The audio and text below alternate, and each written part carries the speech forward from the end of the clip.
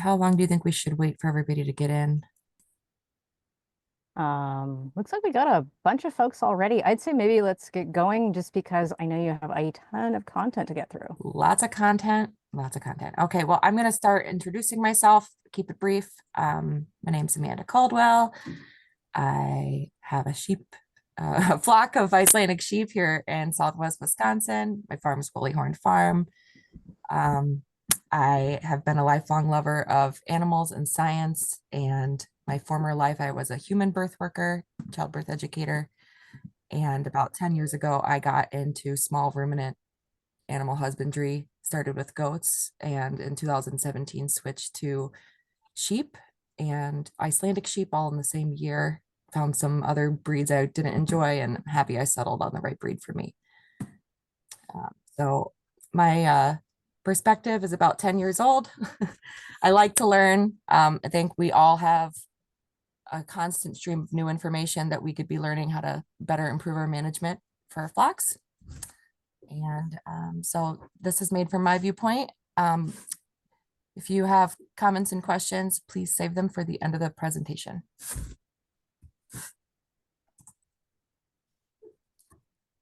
This Zoom is not a substitution for having a relationship with a veterinarian before you have a lambing emergency. All right, so first we'll just get into the supplies. Need to have iodine for navels, thermometer, stomach feeding tube, and the 60 ml syringes work best with those. A scale and sling, towels of some kind. You're gonna need to wipe your hands. You're gonna need to wipe things. Yeah, phone number on hand for your veterinarian or your mentor, or both, many mentors. OB lubricant, lots of lube. Oop. I gotta figure out how to go back here. Excuse me. Lots of lube. I can't stress that enough. I ran out of lube last year and it was not great. We ended up losing the lamb, and possibly if I had more lube, the lamb wouldn't have passed. And a drench syringe, which is a basic sheep tool anyway. It's nice to have OB gloves, a lambing snare or a piece of nylon rope or baling twine, notebook, cell phone, molasses, Nutri-Drench. No product suggestions. It's all up to you on these. They just kind of boost their sugar really to perk them up. Colostrum replacement, milk replacer, syringes and needles. I like to have the 18 and 20 gauge needles and 3 and 10 mil syringes on hand all the time. Propylene glycol. This is it's sugar, liquid sugar, essentially to perk up a sheep, ewe or lamb if needed. Lamb bottle. If you don't have one, you're probably going to have a bottle lamb. Barn camera, Banamine, prescription only medication, heating pad, blow dryer. This is to warm up any lambs who are hypothermic. Jugs are really nice to have. I recommend 4 to 5 feet space, or larger. Smaller areas are easier to restrain an animal in, but big is fine too. Or at least a plan to catch a sheep during labor that needs help. Concept of a plan would be great. Head gates are really nice. I don't have one yet. I want one. Soap and warm water source, powdered electrolytes, and use less, but you might want to have just in case, CMPK gel, a prolapse spoon and harness, sterile sutures, calcium gluconate, dextrose solution, lamb jackets, heating lamps, and 100 grit sandpaper for sharp newborn teeth. I really don't recommend a heat lamp if you can avoid it. It's just an absolutely huge fire risk. Here's some really nice examples of jugs from Diane. Beautiful blue color, I might add. And on the left photo, you can see a ewe who's very hollowed out. It looks like she just had a baby. This is an example of one of my makeshift jugs, just a hog panel, wired it to the wall with whatever I had, because as you can see, the first lambs of the year were very exciting for the other girls, and they may have interfered with bonding if I didn't protect Mary and her babies. If you're pasture lambing, you'll still want to have somewhere to contain a sheep and her lambs if needed. A trailer like this is a great option. And with, you could haul a trailer out to a pasture if you're pasture lambing. Icelandic sheep have a slightly shorter gestation than your average sheep, between 142 and 144 days. When I'm writing my due dates down, I just use 143 days from the standing heat breeding that I've seen. It's nice to know you can use a marking harness or a barn camera, or just take a window of time from the time you put your ram in and to the time you take out. Fairly easy to keep a basic track of when you're expecting your lambs. In the first trimester, the fetus is implanting and the placenta is going to begin to grow.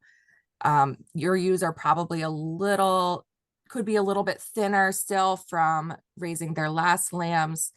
Don't go too wild feeding them. They will gain weight just with consistent, regular, good hay. They don't need a bunch of extra food just because they're recently pregnant. In the second trimester, middle half of pregnancy, this is when the placenta is developing. And it's what grows the fetus. So it needs to be healthy, it needs to be supported, but it doesn't need a lot of extra energy. And then the last roughly 45 days or 6 weeks of pregnancy is when the lamb does the most growing. The ewe's nutritional needs are going to increase at this time at a steady rate, but not too much.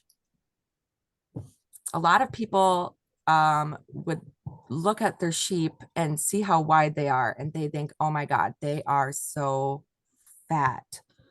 But looking at them is not going to be the best way to gain an opinion on your sheep's condition. It's helpful to remember lunches left and rugrats on right. So this side of the right side is where you will see your baby bump, and you're really not going to see this until the last trimester of pregnancy, because as I said before, the lambs are not doing most of their growth until the end of gestation. This photo was taken yesterday of a ewe that is due on April 8th. So you can see she's got some of an udder going on, but not much. And her body condition score is a 3.5.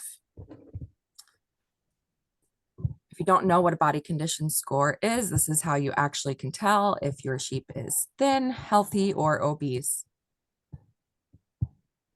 There's a lot of great tutorials online and infographics like this one that can help you learn.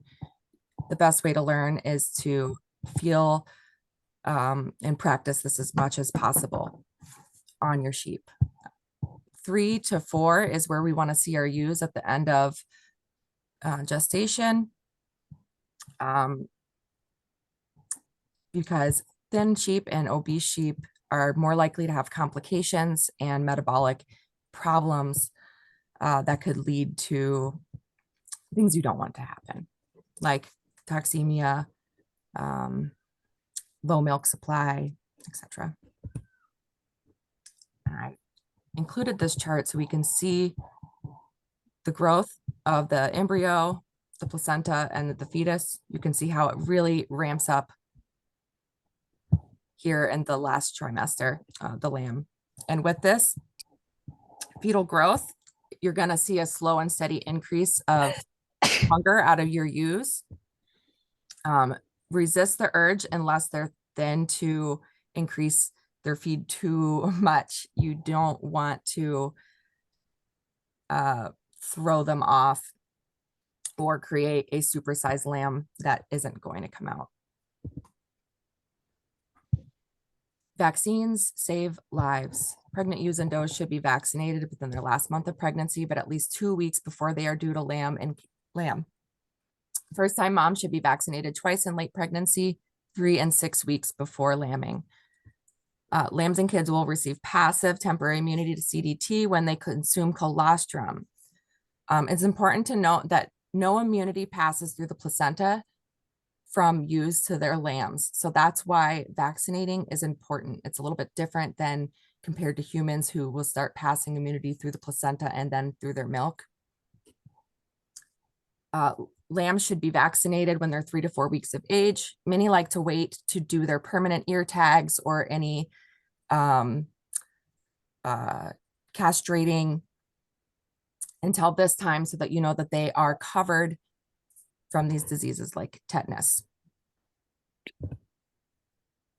Shearing and crutching, it's a personal choice. I like to shear in March, about 2 to 3 weeks before they lamb, because I want to see the signs of readiness. And I personally don't care too much if I have little cotted or felted tips on my fall fleeces. But if fiber is important to you, you may not want to shear before lambing or wait to shear until April or May when you're going to be more safe at being past the wool break. It's very important to keep dogs out. I know your dog is a good boy, but even good boys can make the ewes reject their lambs. If you have dogs working with your sheep, make sure they're separated during lambing. This is Diane Graves' lovely picture, signs of impending lambing. You may have seen it on Facebook before.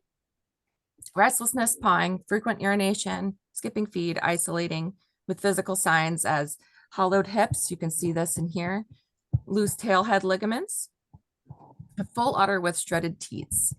And on pink skin sheep, you'll see this get hot pink. The udder and the vulva will turn hot pink. Got some examples of hollowing here with little fleece on. You can see how different it looks, but the hollowing is still there. Both of these ewes were locked and loaded and ready to lamb. This is what a ewe with black skin will look like. With the pinkening, they do still pink up. And this is also an example of some poorly done crutching. I'd use just a pair of scissors because that's what I had. Use what you have, it's okay. It doesn't have to be pretty. So generally when lambing, we want to follow the 30-30-30 rule. 30 minutes from water bag presentation, 30 minutes between lambs, and after the lambs, 30 minutes for the placenta. First-time mothers and older ewes may be making slow progress, and 50 or 45 to 60 minutes at each step could be normal for them and might not need intervention. So be patient with them. But I do like to keep a careful eye on that age group. Always try to minimize stress for your laboring ewe by letting her labor in her special location of choice as long as there are no signs of trouble. An audience, you and your friends, your kids, the whole neighborhood can disrupt, stop, and delay labor progress. It's best to give as much space as possible, which I struggle with personally. I love to be involved. So do as I say and not as I do. You will definitely learn through experience with when you're a problem, signs that you're becoming a problem. If you use stomping at you and generally seems to pause every time you're visible to her, you need to back up or go away completely. The first stage of labor is cervical dilation. This is my ewe, Scotty. She's having contractions. Contrary to the information that you stop eating when they're in labor, you can see she doesn't ever stop eating and her tail is up. This stage can last 2 to 6 hours. Many ewes will have a special spot they'd like to lamb, and they tend to be popular amongst the whole flock. You'll notice over time that there are areas on your farm where ewes seem to be especially attracted to give birth to, and let them birth there if that's where they're most comfortable. You'll see pawing scratching at the ground with their feet, that's nesting. And as I said before, they'll raise their tail with contractions sometimes. Most of the time, I would say even I miss this unless I'm really being a worrywart and checking my sheep constantly. Stage 2 is the actual birth of the lamb. Okay, the water bag is going to be the first thing you're looking for. You should almost never intervene before or without seeing the water bag present. And we're going to talk more about complications and when to intervene later. But most of your births are going to be cookie cutter if you have healthy sheep that have been well fed. Ideally, both front feet and nose first, toes pointing up and soles pointing down. If you see it inverse, then those would be the back feet or the lamb. I guess I really haven't seen a lamb with belly up, but typically if you're seeing no nose and feet opposite of this picture in the middle, that is a breech lamb presenting with their toes. Use tissues.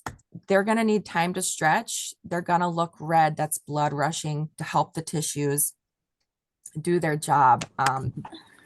Don't worry. The tissues are not that fragile. They're tough girls. Preferably you're going to see progress in that lamb being born 45 minutes to an hour at most. An hour is a major red flag. If you've been seeing a presentation of the lamb and they have not been born yet, I would say that that is dystocia.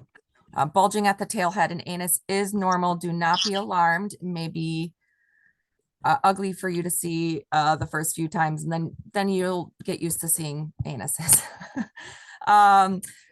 When the rib cage is squeezed through the birth canal, it stimulates the breathing reflex of the lamb.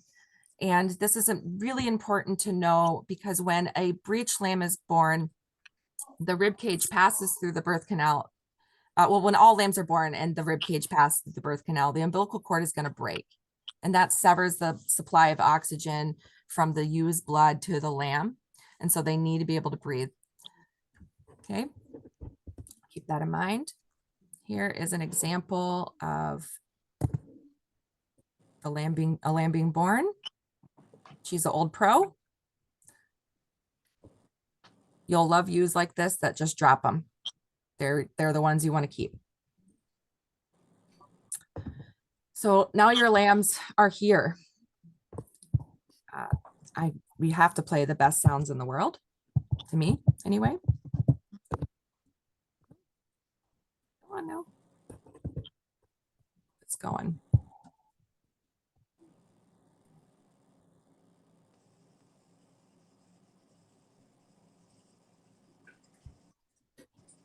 That sound is nickering. It's very sweet. She's saying, I'm your mom. I'm here to clean you. I love you. And this sound, not all make it, but I think it's crucial to the bonding experience. They're learning their mother's voice. And here on the video on the right, you can see a mom managing 2 fresh babies. It's much of the same, just 2 of them. When your lamb is born, you should immediately start licking the lamb to dry her off, making sure that the airway is free of membrane. If she doesn't do it and you're there, please clear the airway. If the lamb is not breathing, you may want to swing the lamb from their feet to expel mucus or tickle the nostril with a piece of clean straw, and that encourages them to sneeze. Lambs need colostrum within the first hour. Most healthy lambs are going to be up within minutes to find the teat and nurse. This is something that it's really nice to see that the lamb is nursing well from the start. You may want to strip the teat to remove the wax plug and to confirm that the pipes are flowing. You may see your ewe squat to push the udder forward for her lamb. If you see that, she's an extra good mama. Tell her she's a good girl. And she also could be squatting for because of a contraction where she's about to present another baby. Do you see another water bag coming? Remember, you have, about 30 to 45 minutes is possible between lambs. And here I have an example of a nice clear water bag after the first lamb is born. Generally, a clear water bag is another lamb, and a bloody water bag is most often, but not always, just extra fluids from the lamb that was already born that are just kind of bulging out.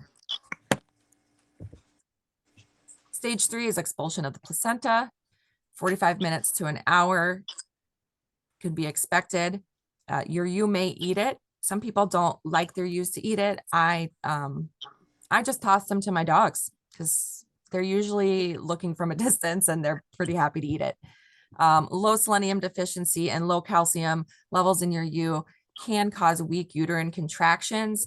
If you're having problems with lots of retained placentas, it'd be worth looking into that. Never, ever pull on a placenta or the afterbirth. That will cause it to break and will not help detach it from the uterus. A difficult delivery can be exhausting for you, and it can cause a delayed expulsion of the placenta. If a placenta has not passed within 3 hours, do an internal check for another lamb.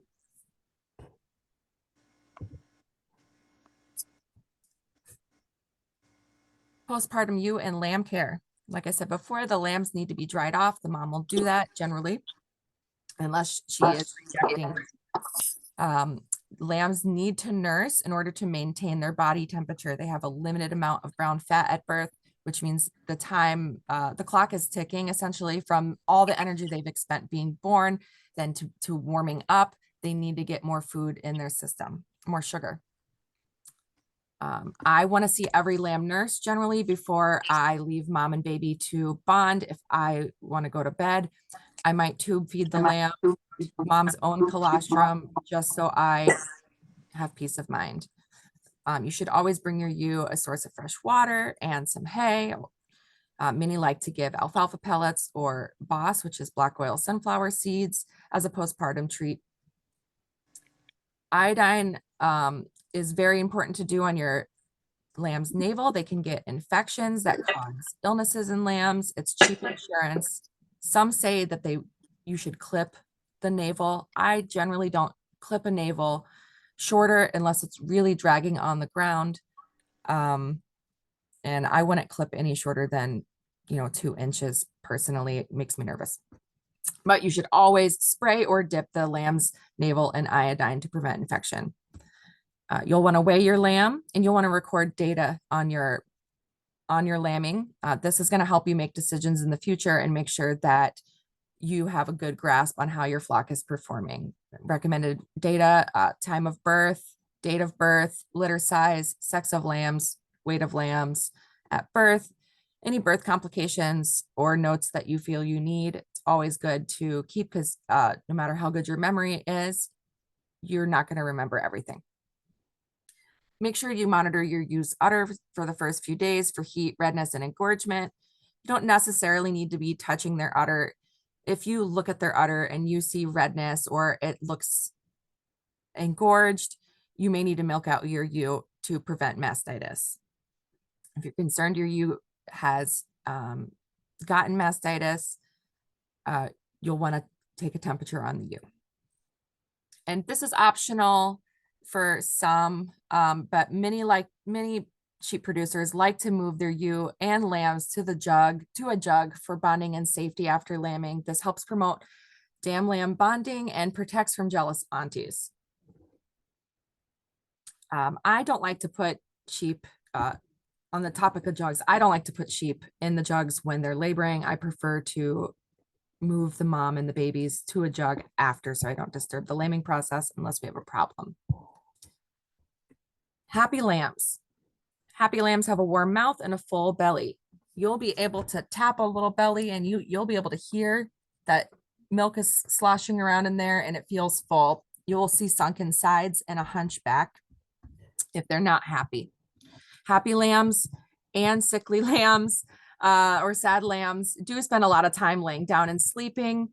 Happy lambs at my place and many others love these feed pins. I don't know what it is. They just love these little feed pins. So here you see an adorable happy lamb. If you're not sure if your lamb is happy, paw them or tap on them. If they hop up and do a happy stretch like a cat, all is well. anytime you have a concern about a lamb doing poorly, please take their temperature. It's going to be the first set of information you need to know on how to proceed. Here's an example of engorgement. This ewe definitely has enough milk for her 2 lambs. In the case of engorgement, you may want to halter your ewe and milk her out. If you don't know how to milk a sheep, look up a video on YouTube. It's very easy. If your ewe cooperates. So that's why you want to halter her. It should only be necessary to relieve milk 1 to 2 times. We don't want to continue to milk her, strip her out unnecessarily, because if you strip too much, you will tell her udder that she needs to produce even more milk, and that can make engorgement worse. Check her daily for the next few days. Check over the next few days after you have done your relief milking. If the milk that you collect when you relief milking is rich with colostrum, which is gold colored, you may want to freeze it for emergency use in your flock. If the ewe is engorged because her lambs are stillborn, it is best to leave her udders sealed, which means do not strip her teats of the wax plug. Do not stimulate her teats if you can avoid it, because again, we're signaling the supply and the demand to the udder of, do you need milk or do you not need to make milk? Generally, an engorged ewe with a stillborn, if not given additional feed and not stimulated, will dry up on her own with no complications. I've included this because I've seen a lot of people needing help checking the sex of their lambs. You'll notice rams only have a anus. There's nothing under it. You'll see a patch of wool, and then you will see testicles between the legs. Rams urinate from their pizzle, which is on the middle of their belly, somewhat near their umbilical. Ewe lambs, they squat to pee, and they pee from their urethra, which is right under their anus. Okay. Intervening. Dystocia is difficulty in the birthing process. Generally, it's when we would say a lamb is stuck. The reason causes for dystocia could be malpresentation, pregnancy toxemia, or hypocalcemia. Both of these metabolic issues can cause weakness and again, like affect the ability for the uterus muscle to contract. Ringworm, this is when the cervix is failing to dilate. It does seem to be hereditary. So if you are having a ewe that is failing to dilate, take note of that and consider her place in your flock. Stress, you can cause dystocia by being up in their business too much and disturbing the process. Signs of dystocia, you'll see straining for 30 minutes to an hour and no progress. This is where you would maybe worry before you see a water bag, is if you are seeing her push, she's laying down, she's lifting her head, she's straining, or squatting. And there's no water bag, there's no toes, there's no nose, there's no nothing. You do want to go in and figure out the presentation of whatever is coming out or not coming out. And then another sign of dystocia is you could see amber colored mucus. This is meconium staining. And it can be in the kind of like jelly that's comes with the water bag, or it can be the actual amniotic fluid itself is the bag has burst and the lamb is stressed and has pooped in the water, and that is what's turning the poop color amber, or the fluid color amber. You always want to remember that your ewe is more important than the lambs. Her life is more important. Do your best to save her life. Okay. You want to check early and check often, but don't be in a rush to intervene. If they're progressing, don't bother them. Again, avoid stressing the ewe out. Don't have a huge audience of humans, dogs, and neighbors gathered. You want to check for correct presentation, which is a nose and 2 toes, as soon as possible when you think that you have a case of dystocia. As long as presentation is correct, you can just observe discreetly, and as long as she's making progress, let her keep working. Correct presentation without progress is often due to a shoulder lock. What you can do in that case is you can grab the foreleg one at a time and pull it forward. That's going to create more space in the pelvis because the shoulder size is going to reduce. It's like the shoulder space in the U. Some general tips on lambing. Turn lambs a quarter or 90 degrees to correct big lambs. It can help loosen them and provide more space to come out. When pulling lambs, generally when pulling lambs, pull downward towards the U hocks. So pulling down, not straight out. Pull with and not against contractions. Pull on the lamb's legs above the ankle joint. Clean, dry towels can provide good traction. I've also seen amazing videos of people using baling twine and nylon rope to make a little snare for a leg without having a fancy tool. It seems highly effective. Watch for contractions when retrieving a folded back leg. We want to remember that the uterus is very stretched out and that tissue is very fragile. You can tear it with a foot. So when you've gone in and found a folded back leg, you're going to need to pull it forward in most cases, straighten it out, but you want to be careful that you don't tear the uterus. So don't stress. You're already in there. Do your best. If you pull one lamb, you need to pull all of them and check for more lambs. And you always want to use as much lube as possible. This is from a Isbona Shepherd who sent this to me last year. This is a auto syringe gun, which is typically used for medications and vaccines. And she had it connected to a gallon bottle of OB lube. I thought this was brilliant. It's, I've never tried it, but this is an idea worth thinking about getting set up for. Here's a chart of presentations. Typically, you're going to see this first presentation here on A, breech posterior presentation, slide B. If they're coming with their toes out, that is a normal breech presentation. You do not need to panic, but when we get to the point where the rib cage comes through the birth canal and that umbilical cord severs, you want the head out as soon as possible so that the lamb can take their first breath. They can suffocate if their head gets stuck inside. So that is a time when you're going to want to help. Slide C, or figure C is normal presentation for twins. The first lamb will be born normally, and then ideally that second twin comes out toes first. I would prefer head and toes, which is normally what happens. The lambs are active participants and they help get themselves into position for birth.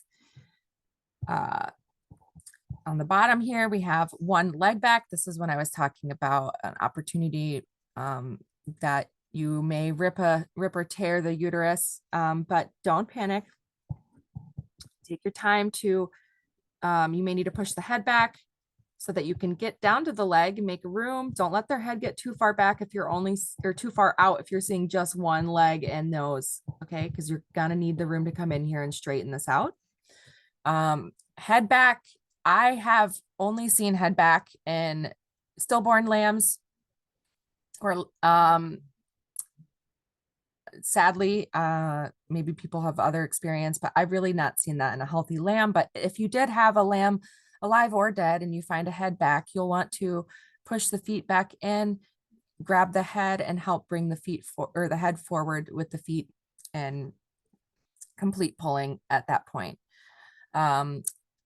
The butt first is very much not ideal. You'll want to get either set of legs that you can get and pull legs forward. And here's an abnormal presentation of twins.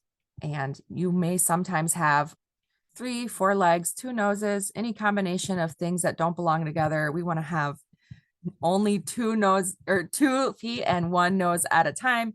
And you'll want to confirm if you're seeing something strange that you have all the parts from just one lamb coming out at a time. Here are some examples of things that aren't great. On the right, we have a shoulder locked single ram lamb from a one winter ewe of mine. This was her, obviously her first lambing. He was actually alive. I thought there was no way he could be alive. His tongue wasn't moving. His tongue was extremely swollen and purple. Um, what I did is I squeezed at the tail head there, or right under the tail head, and just pushed his horns out. Excuse me, but I did that after I straightened out the forelegs and to open up space. So pull the forelegs out, and then we'll do the taco squeeze, and I'll talk about that a little bit more.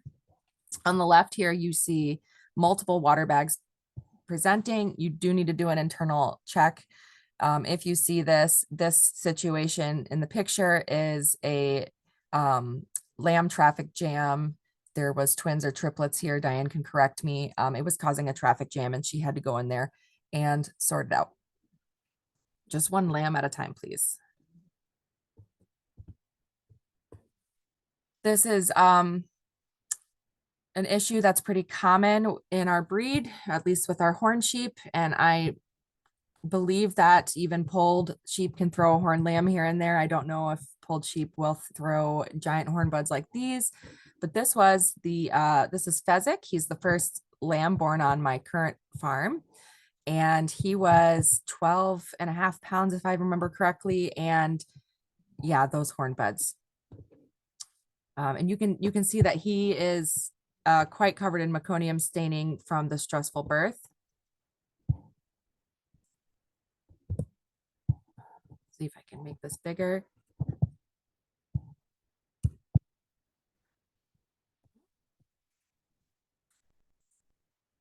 Well, let's see.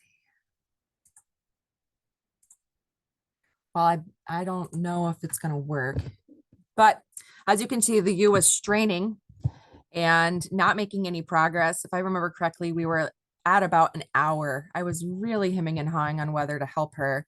And I'm glad I did.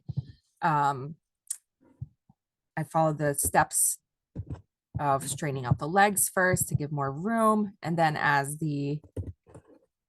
really would like to get this to play.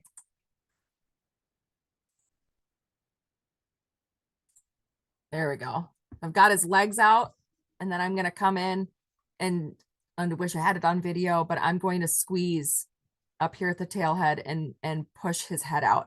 I had to put my feet on this ewe's hind leg and actually pull against it. That's how much this lamb was stuck. I stayed patient and he made it out alive. Let's see if I can minimize this. Oh.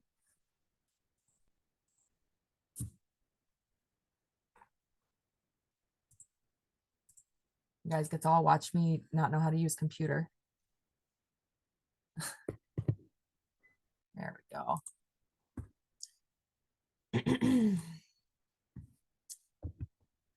All right, correct presentation with big horn buds. It's typically business as usual, but you're gonna see a lot of extra bulging in most cases at the anus. You may even see the bud shape through the tissues. Go ahead and follow the pulling big lamb correct presentation. Just give her some extra time to stretch. And you know, in most cases, you're going to need to squeeze behind the head to help get these horns out.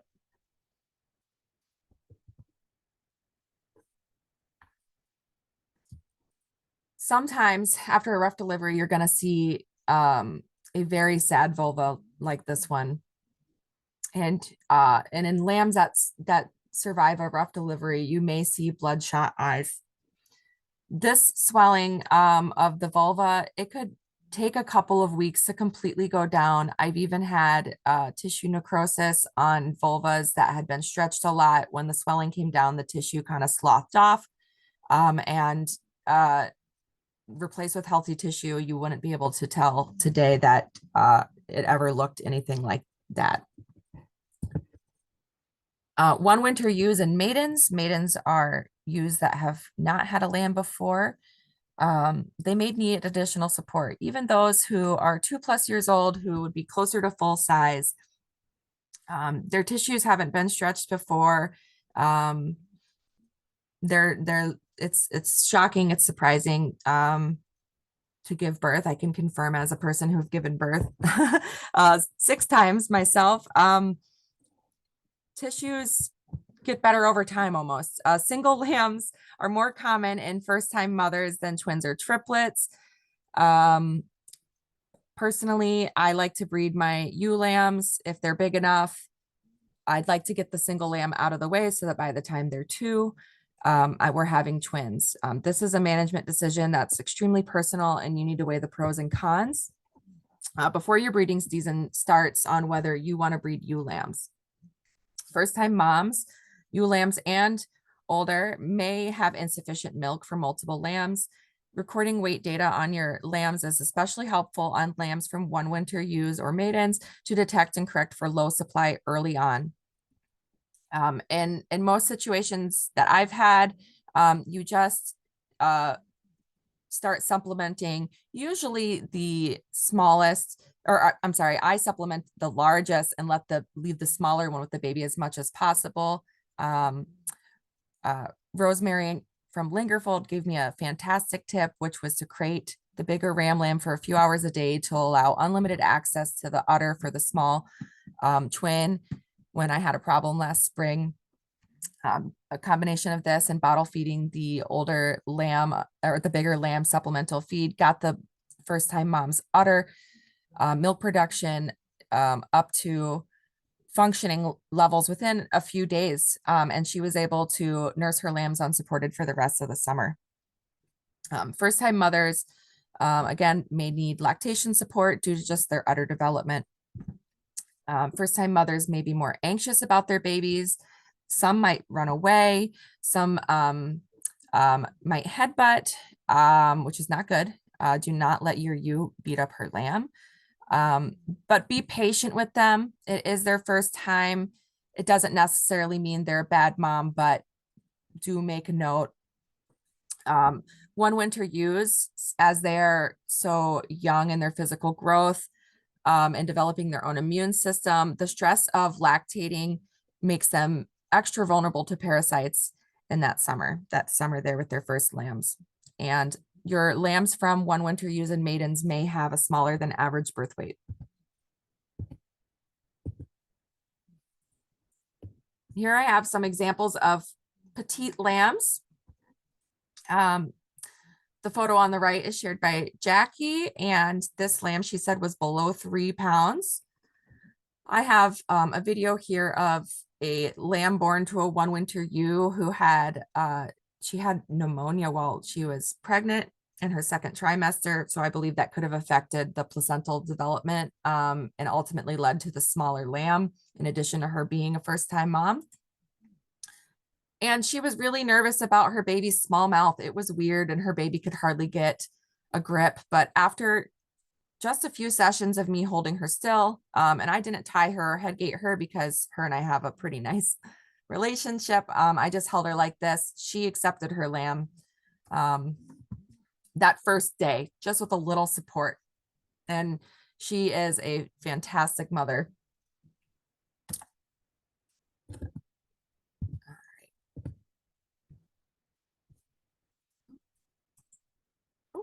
Let's see here. Is your ewe rejecting her lamb? If she is, you may want to try head gate or tying your ewe with a halter to a wall or a fence to make her do her job. You may need to have her tied or head gated for a few days. And it may seem brutal, but ultimately the lamb is going to have the best chance of survival if it's raised by its own mother.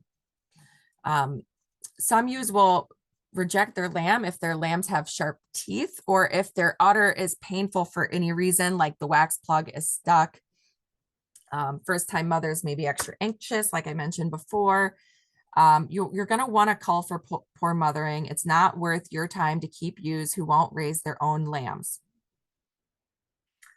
Other reasons a ewe might reject her lamb: scented laundry products. You dried your lamb off with the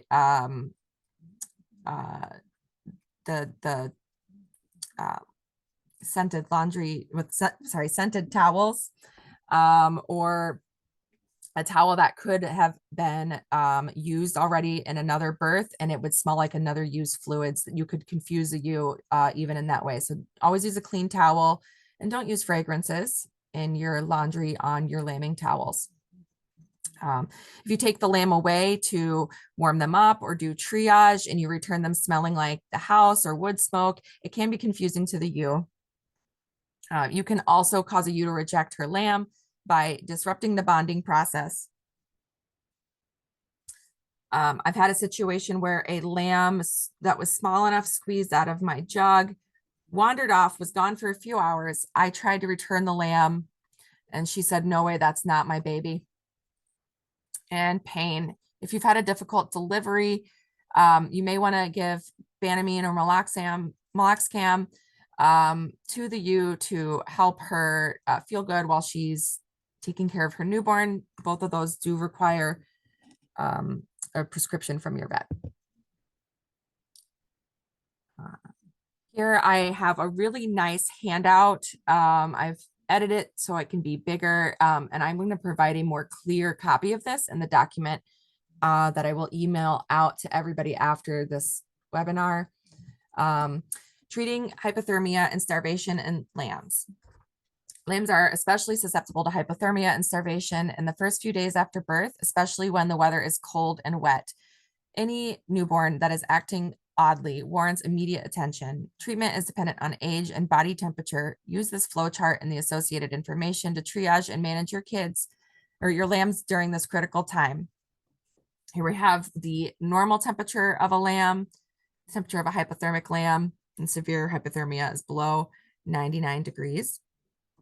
Signs of hypothermia and starvation, they're lethargic, the lambs are isolating themselves, they're shivering, they're hunched, they're crying for their mom. Not nursing well would kind of be like a warning sign that this is coming for them. Their belly feels empty, their mouth is cold, sometimes their ears will be cold, and they will eventually become completely responsive and like lifeless until they die. So here we have a flow chart, and again, I'm going to share this in the document of resources after the meeting, but you always want to start with taking the temperature. Severe hypothermia, you want to consider how old the lamb is. If the lamb is over 5 hours old and they are unable to swallow, you may want to give a glucose injection in their abdomen. This is somewhat advanced, and I've never had to do this in 10 years of lambing and kidding. If they're able to swallow, you can feed them after you've warmed the lamb up to 100 degrees or more. If they will not nurse or bottle feed, you may need to use a feeding tube, a stomach tube. And once they're suckling well, warm and suckling well, return to the ewe and encourage her to raise her own lamb. If she won't raise her own lamb, you're their mom now. Here's some examples of warming a ewe or warming a lamb. Hair dryer is very popular. It works great. I also, I've used both this and the plastic bag sous vide method, which is where you put a lamb in a plastic bag, not covering their head. And you do this because you don't want to get them more wet. That will cause them to cool down as soon as you take them out of the water. So the bag keeps them dry and it brings them up to temp. You don't want to have them in super hot water, and warming them up slowly to over 101 degrees is best.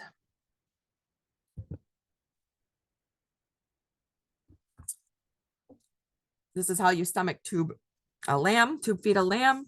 Place the kid in your lap, or the lamb in your lap, sitting with the lamb sternal across your legs. Measure the tube length, your feeding tube length from the mouth to its elbow. And that's how far it's going to take to reach the stomach. You're going to gently insert this very soft feeding tube into the corner of the mouth.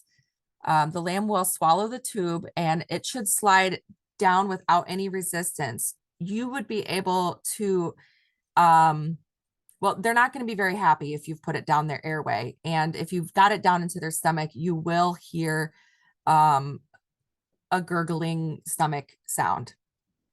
The milk or colostrum should be gravity fed. That's where you lift the 60 ml syringe that's connected to your feeding tube above the head. Do not use the plunger on a syringe with your colostrum. You don't want to force it down. You just want to allow it to slowly gravity feed through the tube into the lamb's stomach so that they don't have a bad reaction to this process here. Pinch the tube before you pull it out to prevent any fluid from dripping down the windpipe. It's always important to not tube a lamb who is too cold or can't swallow. Always have your lambs warm and swallowing. And Elaine Clark, who is a Icelandic shepherd, she has a wonderful document that I'm going to share on how to tube feed in her words. And I really loved the first few sentences. Tube feeding is not hard. Really, sometimes it is necessary. It is not a bad idea to try it once or twice in a non-emergency situation. So this way you're not super stressed when it comes down to what feels like an emergency moment. Go ahead and give it a try on a lamb in a non-emergency situation so that you can feel confident when you need the stomach tube. On this slide, we have a picture where I have just tubed a lamb. I've taken the syringe off the end of the tube and I'm about to pinch the tube and pull it out. You can see I don't prevent or take the lamb away in this case if I'm able to, so that the ewe can continue to sniff and clean her lamb. And this here is a case study on a non-emergency tubing situation. This ewe was a first-time mother at 2 years old. She was really nervous about her lamb. She was licking him, but she wasn't so sure about nursing. Her lamb was energetic and healthy though, and because it was late, I decided to tube feed this lamb so I could go to sleep. And when I came out in the morning, everybody was happy and healthy, and he had a full belly. Meconium. Meconium is the first poop that a fetus or a new baby produces. They have been swallowing throughout their gestation and swallowing amniotic fluid, which will have little bits of this and that tissue, and that will produce this meconium. It's extremely sticky. It's black tar color. And 1 to 2 day old lambs that look hunched, cold, or sad are usually constipated with meconium. You can use a stomach tube to gently administer a gentle enema of warm soapy water. Just use a mild soap, not an extreme detergent. Even just warm water works great if you don't want to put soap in the enema. By 24 hours old, lamb poop should transition to a orange mustard color from their mom's milk. If the enema clears out any meconium, this confirms your diagnosis that your lamb was constipated. If they didn't, you've ensured that wasn't the problem. Stillborn lambs and losses do happen.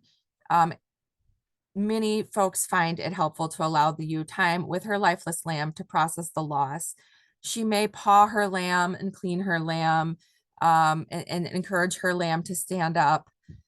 It is very sad, but if you just take the deceased lamb away, she may run around frantically crying and wear herself out stressed. So I encourage you to leave the deceased lamb with her to grieve, with the exception being if she has a surviving lamb to love on, let her focus on her living lamb and remove the deceased. A lot of different situations can result in a stillborn lamb and losses due to complications. Always important to look back and see if you can learn from the situation. Contact your vet if you are concerned of an infection. Um, Sometimes ewes will pass lambs that have been dead for a while. And you may want to give antibiotics. Again, consult with your veterinarian for that. And when I have a ewe that has decomposing stillborn lambs, I typically will check the ewe's temperature to monitor for infection within the first couple days. Record keeping is absolutely the key to improving your flock and your management skills over time. I personally like to weigh all my lambs at birth. I let the ewes and the lambs bond and nurse around the time, or at the time I do the iodine on the navels. I will bring my scale and my hanging scale and lamb sling to the jug, or to the lamb, because I don't want to stress the mother, and I weigh her right. I weigh the lamb, each lamb right there with the mom present. And I track that data. And then I also will record their weight for their first 7 days of life. And I do this on every single lamb, because if I see no gain or a loss within 24 hours, that's the first sign that this lamb is not thriving, this lamb is not getting enough milk, and this lamb may need a supplemental ewe milk or formula. There's lots of different ways to record your data, a simple notebook or a notepad on your phone. Some have fancy spreadsheets, some combine phone, notebook, and spreadsheet like myself. Just use a system that works for you. Don't continue to try to use a system that's not helping you keep good records. Just find what works and use it. And remember, per our ISBONA laws, rules, lambs technically need to have a temporary identification by 3 days old. Marking paint, soft collars, calf bands, painter's tape, temporary ear tags. You'll want to know whose lamb is whose for registration purposes. And we've completed the presentation. I welcome us to take a break if needed, maybe 5 minutes, or if that is not a popular idea, we can start the Q&A now. You may unmute. I hope that everybody is polite and avoids interrupting questions and answers. I'm going to mute my mic and give someone else a chance to speak.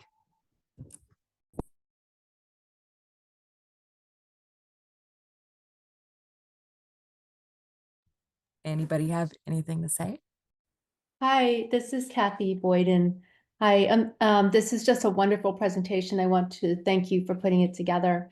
I just wanted, made a little note when you were talking about udder engorgement, and one thing that I wanted to add on that is if you have a ewe that just has a single lamb, it can be very important to make sure that lamb realizes there are two sides of the udder. So I always check after the first 12 hours and on to 24 hours to make sure that lamb is nursing on both sides. And it'll become pretty obvious pretty quickly if the lamb is only nursing on one side. If I find that lamb is only nursing on one side, what I will do is just take a piece of duct tape, I'll cut a little strip of it, and I will wrap that tape, stick it onto the teat that on the side that the lamb likes to nurse on. And I will leave that on for, overnight, say, or whatever. And the lamb does then find the other side, and it usually just takes one time of doing that, and the problem is fixed, because you definitely want the lamb to be nursing both sides of the udder. Yeah, that is a great tip. I've had one winter ewe last year that I shockingly had enough milk for 4 lambs, and I wish I wish it was an exaggeration, but it's not. And I did have to relieve milk her a few times just so that her single lamb could latch on. Her teat got twice as big as his mouth, and so I wish I would have tried the tape because I had to do more relief milkings than I wanted to, and I bet the tape would have encouraged him to clear out that side on his own. Hi, Amanda, Elaine. How are you?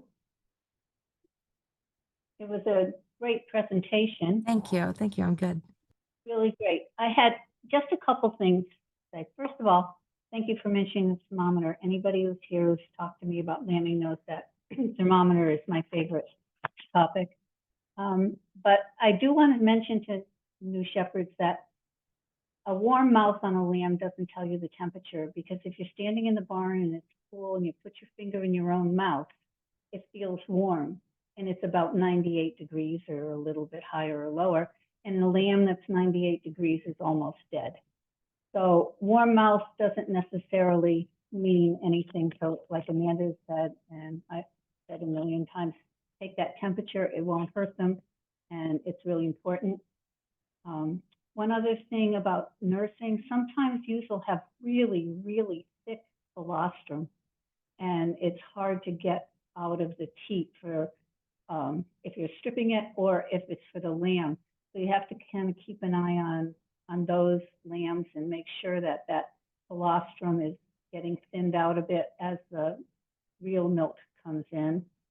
And if you do milk out a ewe, for whatever reason, to let off some tension in the udder, it's really important to save that colostrum, because you can freeze that and it will be a lifesaver for some lamb that needs it. In the baby department in pharmacies or Walmarts or wherever, there's little milk bags on a roll for nursing mothers to save their breast milk, and those work really well for freezing and defrosting colostrum for lambs. And I think there was only one other thing. Sometimes you'll see that a backward presentation is listed as back feet, and like you'd mentioned, the upside down and backwards looks like normal frontward presentation without a nose, and it can really fool you. I've had that happen a few times. So you want to make sure that that's not a frontwards presentation. And the other thing is an actual breech presentation is when just their little butt is coming forward and the feet are tucked up underneath. And it's not a good idea to try to turn that lamb around so its head's coming out. It's easier to try to get those back feet gently out one at a time and then quickly get the lamb out. That's a great tip. Yeah, you could cause serious injury to the umbilical cord trying to spin them around.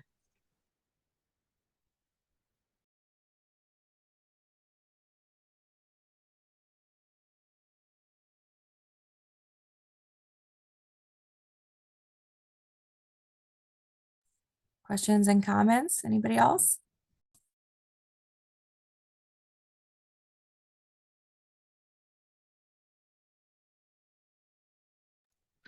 Yeah. My name's Lauren.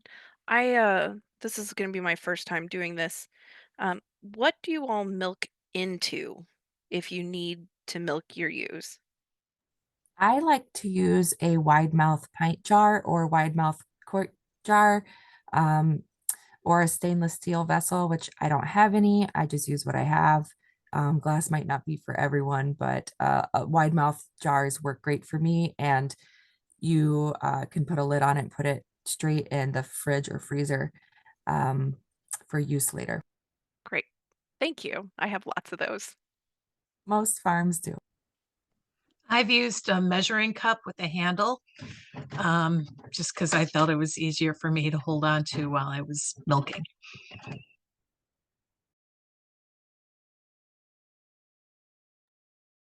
My name's Chris. Thank you, Amanda. This was incredibly helpful. We have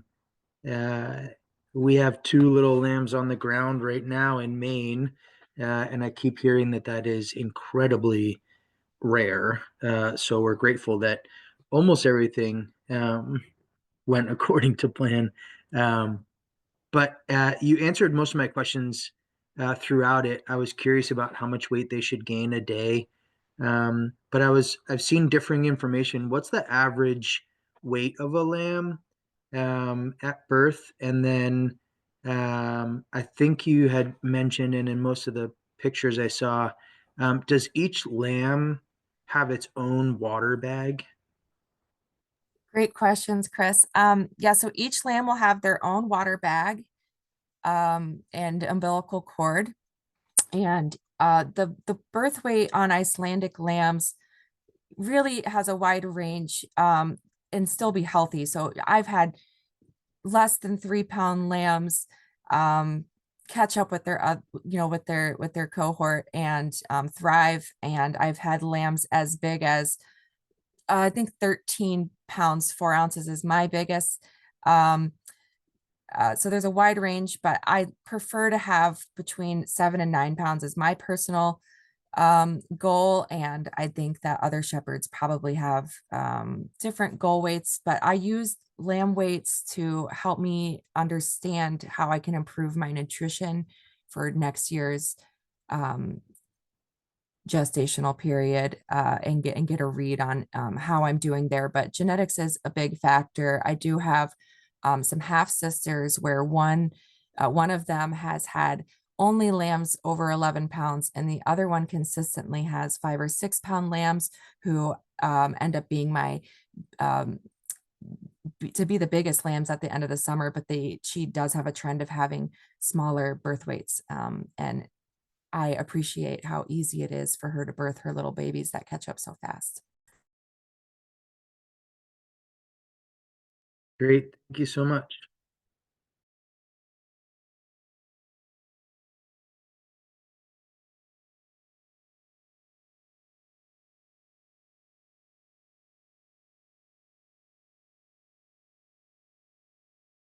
Anybody else?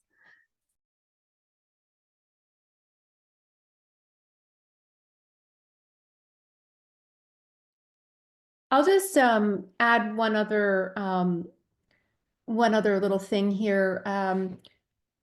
In the beginning of the webinar, you had a list of items to have on hand, like I forgot how you had them divided up, the sort of must-haves, and then the nice to have, and then the last category. And I think you had calcium gluconate being in the category I'll call it of least importance. And I would just say that is something, calcium gluconate for me, I think that's something that every shepherd should have. When you need it, you really need it, and it's a very inexpensive thing to keep on hand. And it's easy to administer, the subcutaneous injections. Anybody can do that. So, I just wanted to say I've used that, calcium gluconate many times. It's not going to hurt the ewe if you think she has a problem with hypocalcemia. It's best to just give it, and to give an injection of 60, 80 to 100 cc's will not hurt the ewe.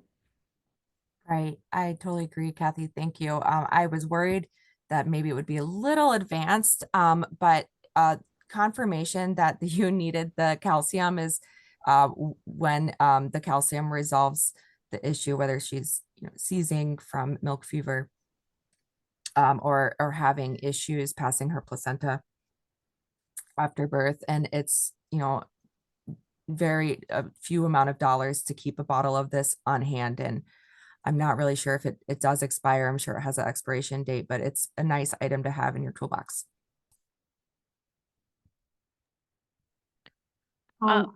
One more comment. I just wanted to say that, having a good size syringe, a 20 or 50 cc syringe is great, and a good size needle for that calcium gluconate, and it's really important. And it's, it sounds very subjective, but as a droopy ewe, if she's looking like she's just not feeling really well, if she's not really progressing in her labor, and oftentimes the symptoms of just cold will tip you off that she's hypocalcemic.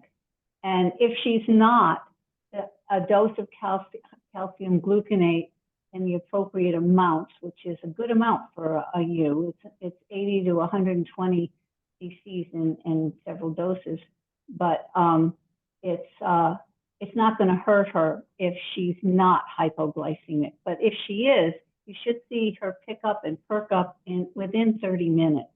So it's really important, I think, to have on hand. Thank you. Another option is CMPK gel, but you would see it at a store for dairy cows, but it just isn't as, in my understanding, fast acting or effective at treating a critical hypocalcemia incidence. And I hope that if I'm incorrect, that you more experienced shepherds will correct me.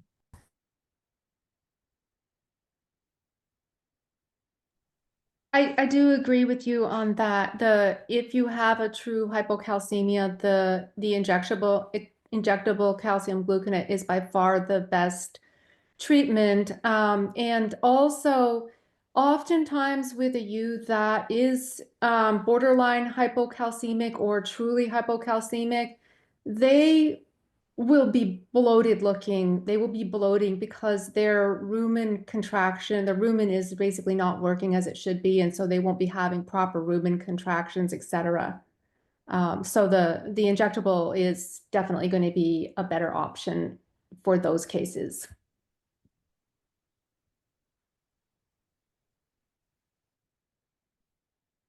One thing maybe I'll touch on a little bit that I was worried to go into too much detail. Pregnancy toxemia, signs of it would be the last couple weeks of pregnancy, and you're seeing a ewe with low energy, maybe pressing her head. And this could be because she's not getting essentially enough energy to sustain herself and her lamb. And so having a big gallon jug of propylene glycol and a drenched syringe ready. Another thing, try it. It's not going to hurt them to give them some PG or give them a simple sugar solution or maple syrup or corn syrup. If you see them perk up, that tells you that your ewe is not getting enough energy to sustain herself and her lamb's growth. Another tip that I have had to use that works pretty well is if that lamb is stuck or you've been trying to deliver or the ewe's been trying to deliver a lamb for a while, they get pretty dry and it's hard on the tissues and it's hard to get the lamb out. And sometimes just filling a syringe with your lubricant, a 20 cc syringe or so feeding tube syringe, you can lube up the feeding tube and slide it in over that lamb's head or along its cheek or whatever, and get some lubricant in behind it and on its head, and it can help get that lamb out. I love that tip. That's a bit more practical and accessible than the auto syringe gallon jug of lube image I showed.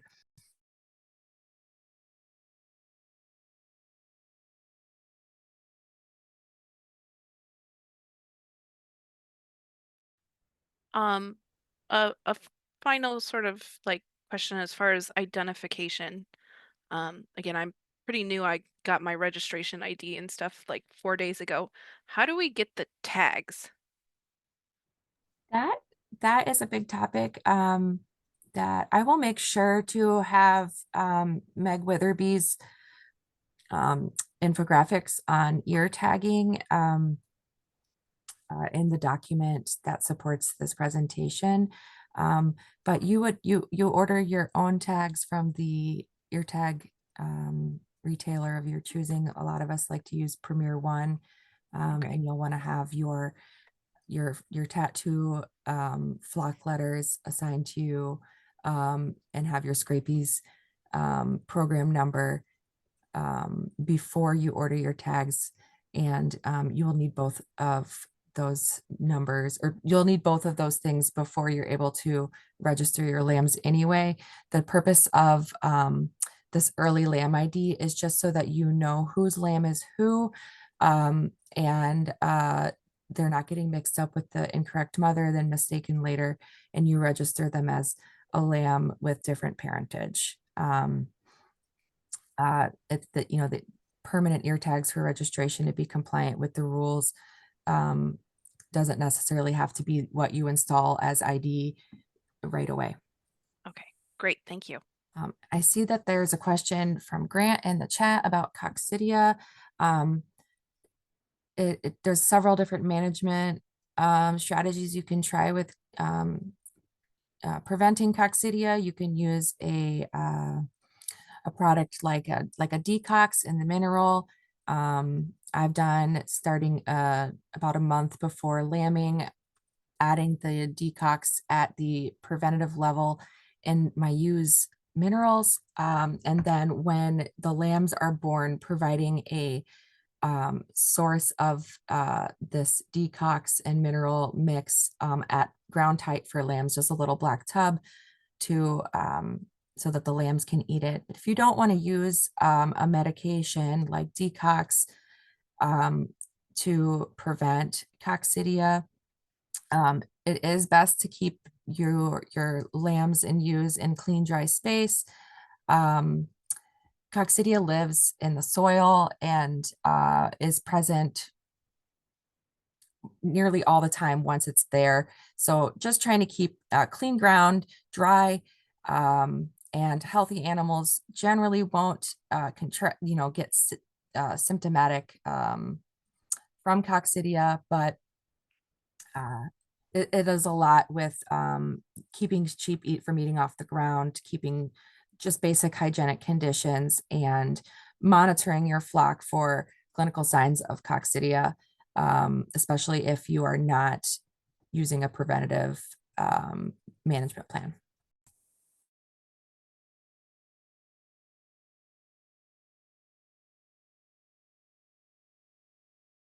Chris is with giving pellets, I believe he's talking about for the moms or maybe for the lambs too. How many pellets of any kind or additional like creep feed or additional feed that you give besides grass, pasture or hay would really depend on how much they are used to. You don't want to like add a new exciting food like alfalfa quickly and cause bloat. You know, even lambs will also overeat and bloat. So how much per sheep and lamb?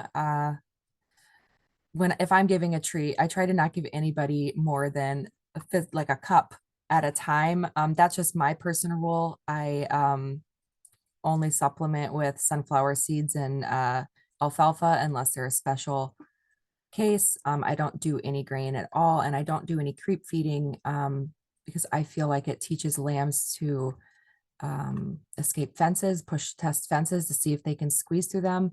Maybe if there are other folks who are creep feeding or supplemental feeding their ewes and their lambs with pellets or Boss can chime in.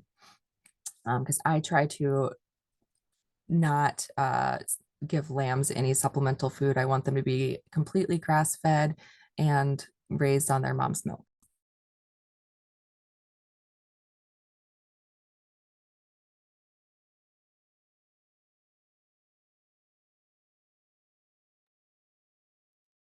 I just want to say, and I know you talked about it, that, you know, it's really important to call your mentor or vet if you don't know what's going on with you, or if you have questions. There are no dumb questions.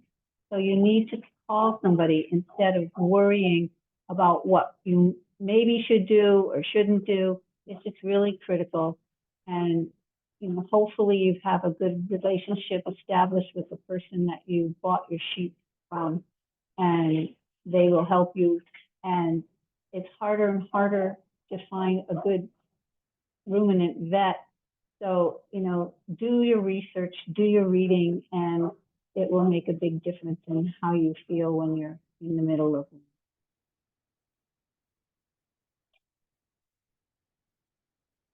I totally agree. To swallow your pride and provide good animal husbandry and get your sheep the care that they need. your ego is not going to be any better off if your ewe dies.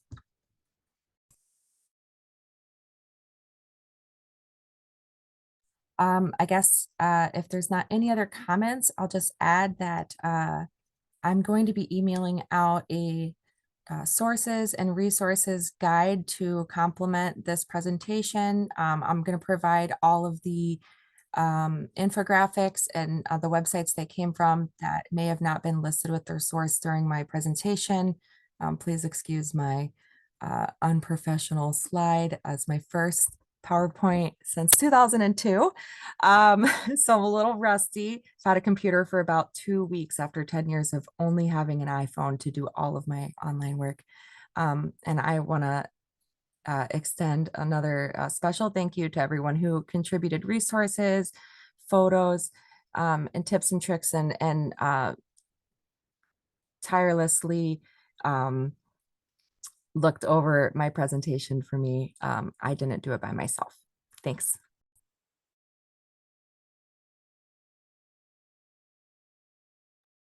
Hey, Amanda, is it okay if I just add one other comment? Absolutely. Which is just that I do hope that everyone will look over your document that you sent out. And when you were talking about the tube feeding, you were describing how it is important to know how to do it before you have an emergency situation. And I know that Amanda has put some links, I believe you did, to some YouTube videos that will teach you, for those of you who haven't ever tube fed a lamb, these short YouTube videos are amazing at teaching you how to do the tube feeding. So please do check those out. I agree. I'm going to include the link to the videos you sent me, Kathy, for the tube feeding, super helpful. And I also really love the Premier One instructions, the tube feeding. That was actually the one that clicked for my brain. And it was just like a little piece of paper that came. Actually, they sent me with my feeding tubes with my order. It was last year, and I thought this really made sense to me. And I'm typically a video learner. I love or visual learner where I like to watch videos to learn these new skills, ideally before I need them. But if video doesn't work for you, keep trying to learn. It's worth it to always continue your education on this subject, especially, and just keep practicing. You're never going to know everything. I'm 10 years in and I still feel like a baby. And then here I am I'm mentoring others. And there's just, you're never going to stop learning. So I hope everybody continues to pursue improving their sheep management skills and their lambing skills. And I hope everyone has a fantastic lambing season. And I look forward to seeing pictures everyone shares.